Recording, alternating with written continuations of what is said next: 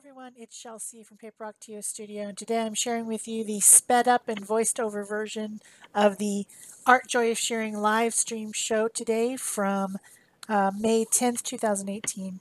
And we are talking about stencils and what a great tool stencils are. Lots of people have asked me to show how I made my homemade stencils that I was using during the jelly printing month or two that I did. And so I'm talking about how I made this drawing, outlined it in black, and then taped it to a piece of glass. And then I'm going to use these Intex dividers that I got at the dollar store, 8 of them for $1, to make my stencil. And this is what I've done with all the stencils you saw when I was using homemade stencils for jelly printing. This is a hot knife, and it comes with a lot of different tips. And I have a tip on there that is kind of a pointed curved tip, which is the finest one. This thing is hot. Be super careful with it. I set it on my jewelry anvil to keep it from burning anything on my desk. Super hot. So what I do is I tape my plastic over my drawing, and then I start to cut out with the knife. And I keep the curve away from me and the point on the plastic so that I don't make any holes in the plastic. And then I kind of just drag it along, cutting away the plastic. Now, when you're making a stencil, you do need to think about the connections. Is everything connected to the stencil? Because sometimes you'll think, oh, I'm going to make a house or something, and you want a house with little windows or whatever, and you cut it out and then you realize you've just made, there's no connection, and you just made a shape that is now fallen out. And so planning out your stencil is important. So I also put masking tape over the holes on the side of my plastic, and then I cut out a second stencil with little leaves on it, and you'll see me using that later to put in the foliage if I don't want it to be winter. I'm making my page on one of my gel prints that has grapefruits and tangerines printed with the gel plate. It's from a different video, and I'll link that in the iCard or below so that you can watch that video if you haven't. It's gel printing with food. I'm showing the different types of tools that I might use. I'm going to use artist sponge, and it comes in that round shape, and I cut them into quarters.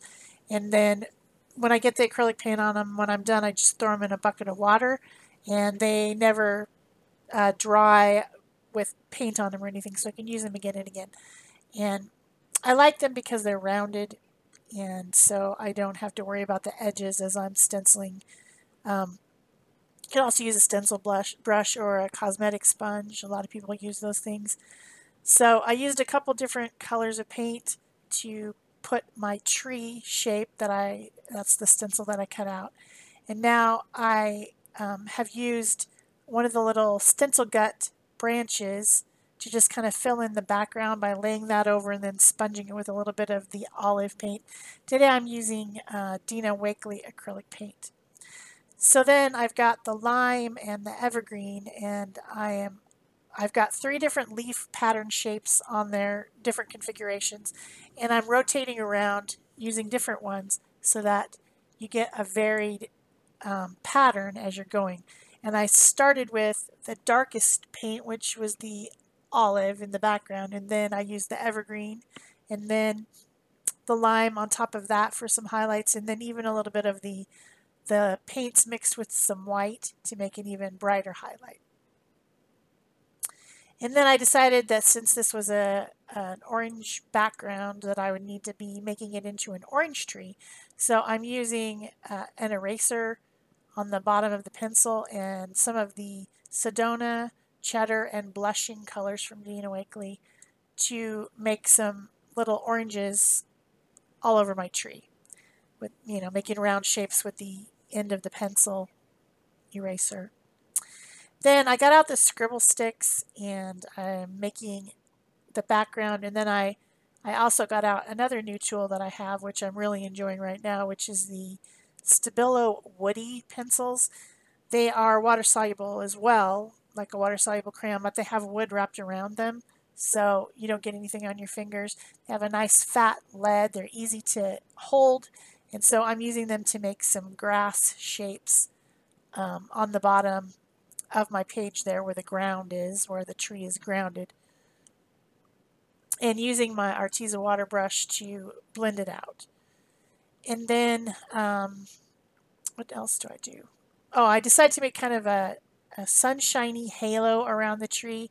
So I'm using the yellow, I think it's lemon yellow scribble stick from the Dina Wakely scribble sticks. And I'm coloring that around the tree and then blending it with my water brush to make kind of a sunshiny halo. We don't want shadows because it's spring and there's sunshine and flowers and trees.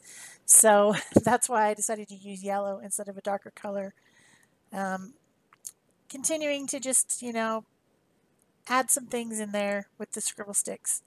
Then I end up drawing a little nest and a bluebird. I left that area of the stencil open so that you could put a nest there rather than filling it in with another branch when I was making my drawing. If you don't feel comfortable drawing, you can always print something off the internet to, trace around and make your stencil out of if you're making your own stencils.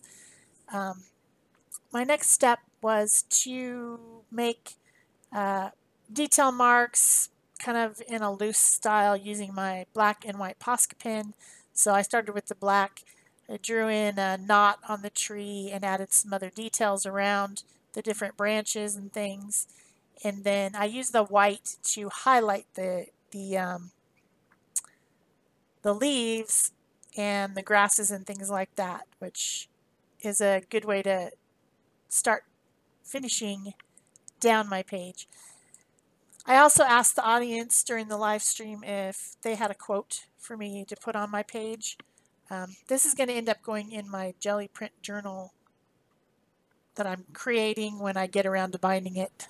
Haven't quite got to it yet. So this is an art journal page, not a standalone piece of art. And so I wanted a quote on it.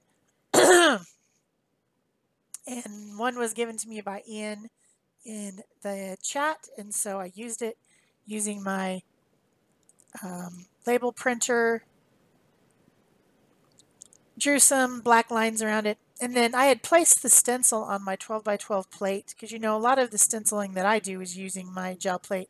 I placed it upside down with the wet paint against the plate, and the reason that this art journal page wasn't in the stack with the others was because it's not printed on the back. And so I decided to quickly make a print on the back of kind of like a forest. So that extra paint that was on the stencil came off onto the plate. And then I added another layer of paint through the stencil with my brayer. And then I'm also sponging on some foliage and some blue in the background. And then I'm going to pick all that up with some white paint, like a dry lift gel print. And you'll see it here at the end. That's the print I got, and I thought, oh, well, I could put in even another layer by stenciling through my stencil with the leftover brown paint that's on my palette from earlier. And it really does look like a forest, like there's multiple trees.